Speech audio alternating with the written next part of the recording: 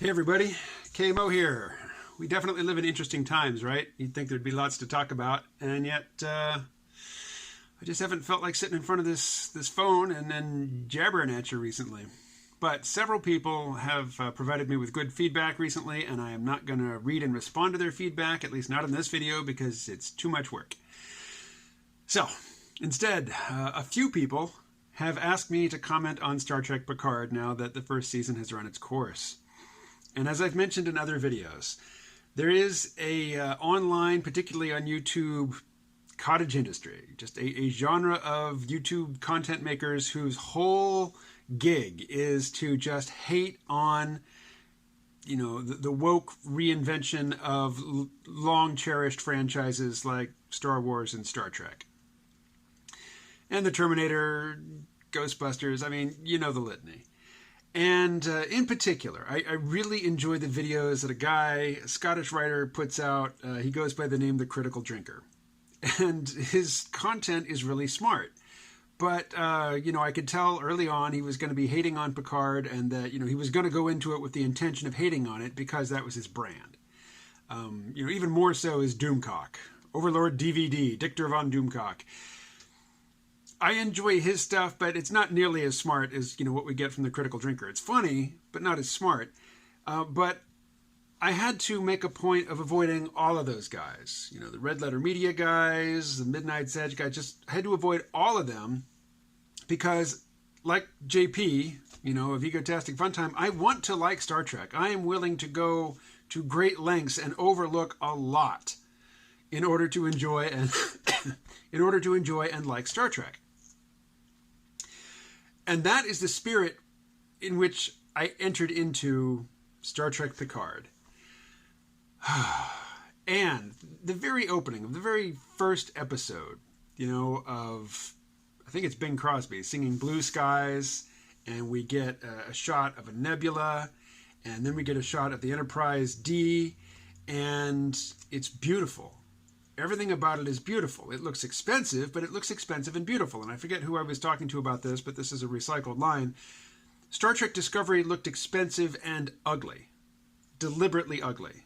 Like, aside from the characters, aside from the writing, aside from all the weeping and the nonsense and the lack of plot coherence, just the design aesthetic, of Star Trek Discovery was horrible.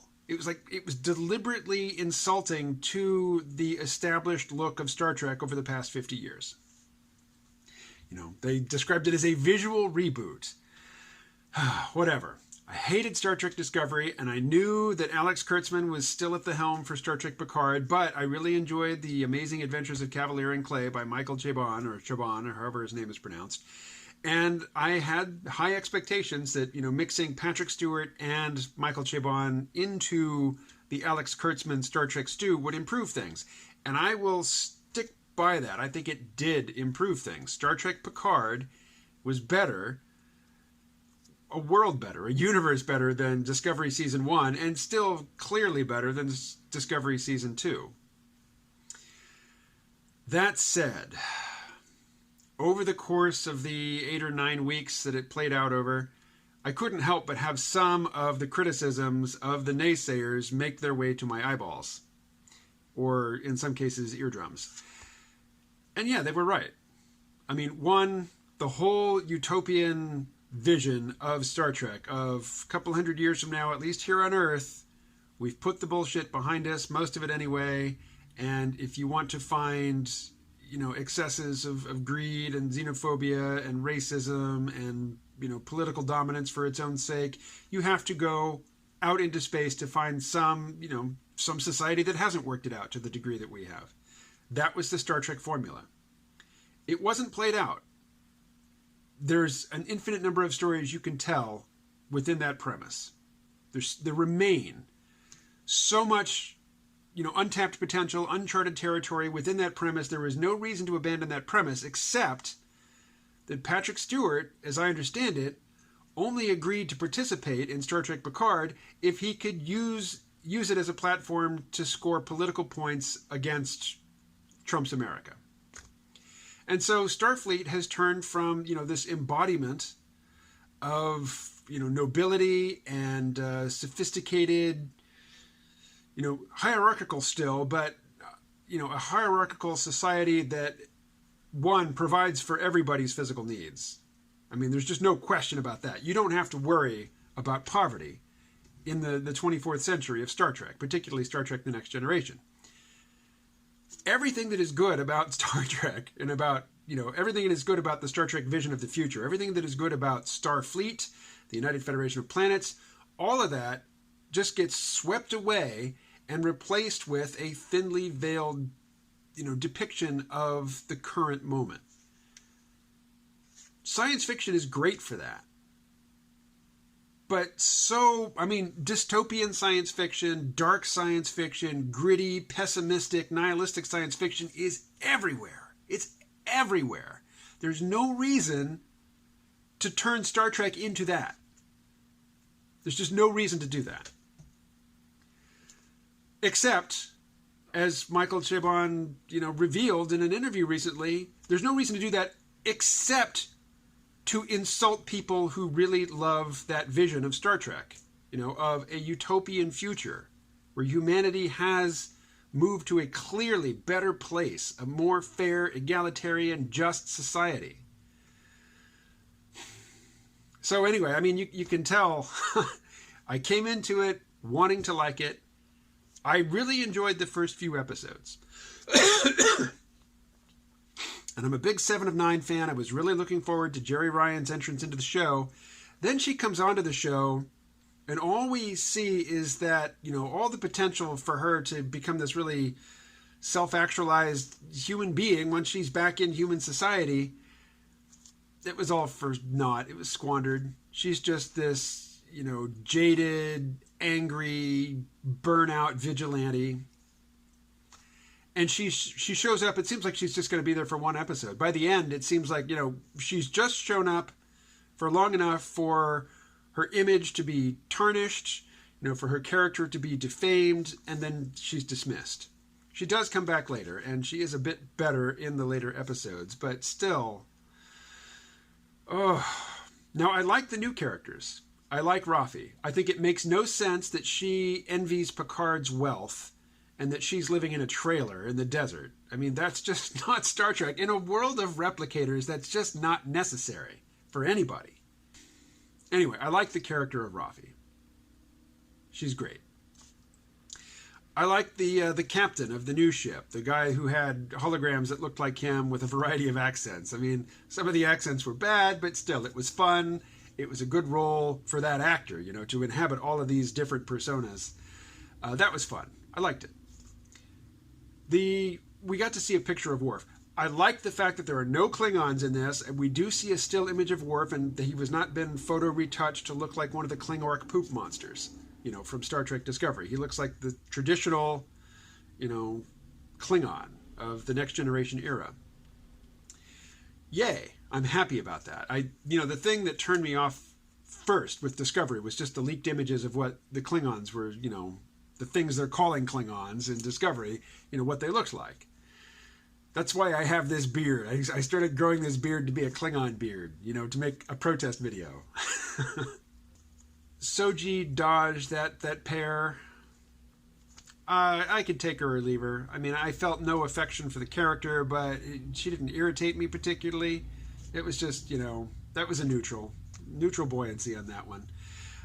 The pretty boy Romulan, I thought the writing around him and particularly his motivations was half-baked, but I liked the actor, and I have no problem with, some Romulans being hard-ass militarist, secret police, and others being, sexy and willing to have sex with pretty robot girls.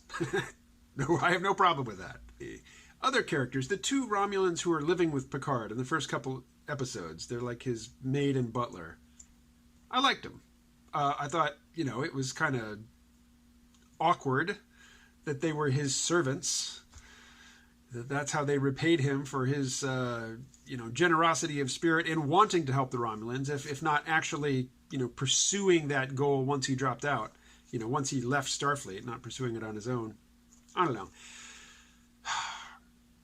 My biggest problems with it other than the fact that it just dismisses the utopian premise of Star Trek is that it's got some ridiculous pacing issues.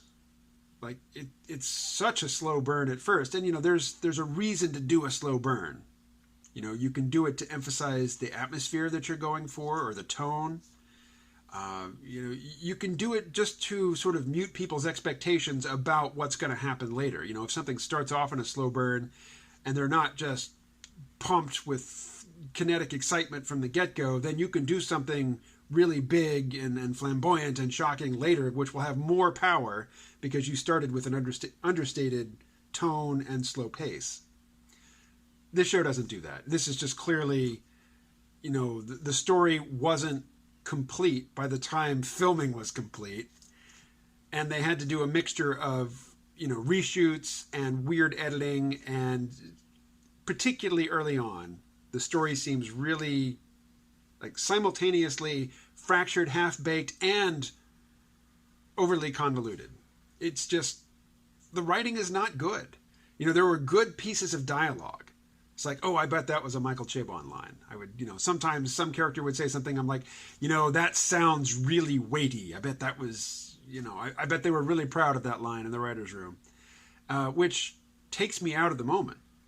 And I'm so primed just to drop into Star Trek and live in it for the duration of an episode and not question it and not pick it apart. And yet this show, even though I was deliberately avoiding the guides to picking it apart and criticizing it, it was still, after the first few episodes, I couldn't help it. I was constantly being taken out of the show. And Elnor, basically brunette Legolas, the superhuman, superhero elf ninja. I was so primed to embrace a character like that, and they just do nothing with him. They do nothing with him at all. I mean, basically he shows up in one episode. We get some flashbacks. We understand that, this guy really idolized Picard and kind of felt abandoned and neglected and betrayed by Picard. But then even as an adult, he decides to go off and serve Picard's cause because it is a lost cause. So they establish this. And then he does nothing. For several episodes, he does nothing except just to not have the mental, social sophistication to understand the motivations of the characters around him and not to really understand their interactions. And there was no need for that role, for one. And two, when he does get to do his thing, it's just the same beat again and again. Please, my friend, choose to live. Oh, you don't choose to live? Unleash the super ninja. It was funny once. It was cool the first time. When they repeated it, it's like, yeah, it's kind of neat. And then each time thereafter, it's like, that's it? That's all you have for this character? That's all you brought this character in to do that?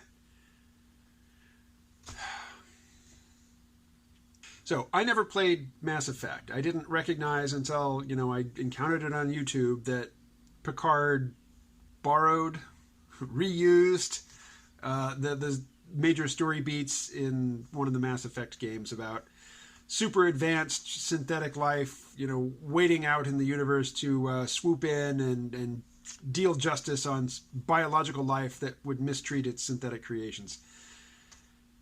As a theme, I'm all about it. That I think you could do some great science fiction around that theme. It was just really clunky and underdeveloped and just kind of half-baked. It's like it was a good idea that they then failed to develop.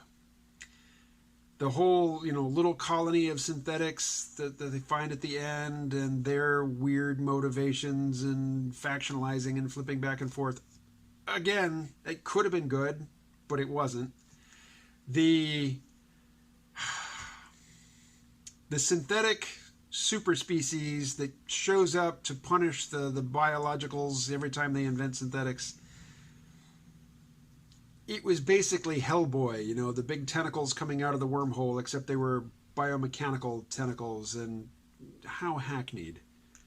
I mean, I love Lovecraft, and, some people think that Lovecraft has been done to death and there's nothing left to do with it. I disagree.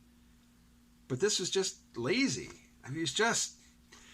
The show looked great. It had some character interactions that involved me. It had Patrick Stewart, but it doesn't sit well in the memory. I enjoyed parts of each episode as I watched them. It was not hate watching by any stretch.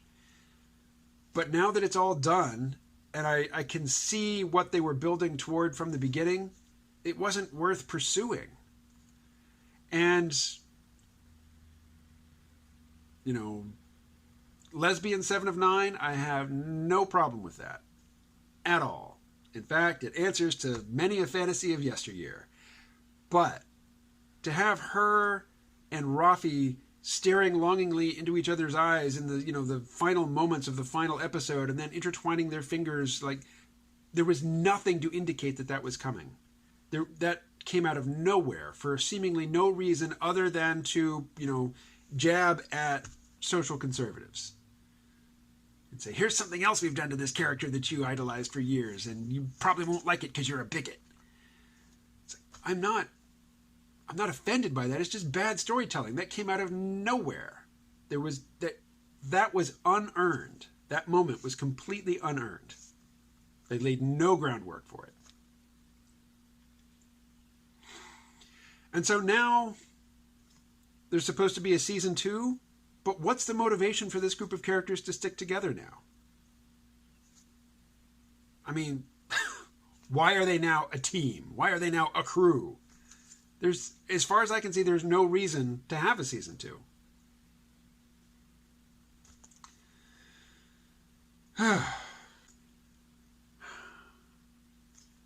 Here's a pet peeve of mine. A new creative team takes over an existing property, and they casually kill off long-standing characters. Icheb and Hugh is what I'm talking about. Icheb in particular, 1, they recast him. 2, he's just lying on a table being tortured for way too long. We see some sadistic woman pull his eyeball out, and his optic nerve is being, is stretching out as she's pulling his eyeball out. He's screaming in agony and begging for mercy, and they just linger on it. Why? What is the purpose of that? Is it just so that 7 of 9 is, absolutely justified in her revenge murder? Is that why we had to see Icheb, tortured and then killed in one scene? A lot of people have a lot invested in that character that you didn't create. And to just casually, have him murdered and introduced, tortured, and murdered in one scene just to justify the way that you've dragged 7 of 9 through the mud and, really sullied her character.